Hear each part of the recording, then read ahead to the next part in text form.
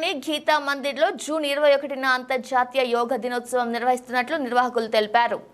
జమ్మికుంట పట్టణ మరియు పరిసర ప్రాంత యోగా అభిమానులందరూ జూన్ 21 అంతర్జాతీయ యోగా దినోత్సవం సందర్భంగా జమ్మికుంట నిత్య యోగా సాధన సెంటర్ వారి ఆధ్వర్యంలో గీతా మందిర్లో నిర్వహించే కార్యక్రమానికి హాజరు కావాలని నిత్య యోగా సాధకులు తెలిపారు.